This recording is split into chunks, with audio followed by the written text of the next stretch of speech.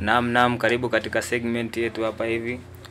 Mimi ni Elias Molel. Hapa nitaenda kuelekeza namna ya kuclose ukiwa umeshamaliza kuedit audio yako, au ukishamaliza kuedit programu yako, unataka umeshamaliza kuisave, unataka sasa kuclose programu hii hapa.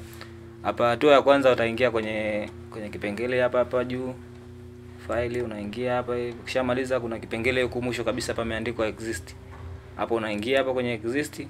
Hapo kwenye exist kuna option mbili. Ya kwanza ni exist ukiwa nini hizi changes ambazo umezifanya kwenye program unataka kuzisave au unataka kuzifanyaje. Sasa hapo inabidi uingie kwenye save, ambapo ukisha save hapo program zote ambazo umezifanya kwenye Audition, kwenye Adobe Audition au nini Adobe Editing, unaziingiza hapo hivi, unakuwa umeshafanya changes. Kwa hiyo unaingia hapa yes, unakuwa umeshamaliza. Kisha close hapa hivi, unaingia kwenye okay. Yes. Kwa hapo unakuwa umesha close. Karibu katika kipindi chetu kingine. Mimi ni Elias Molel.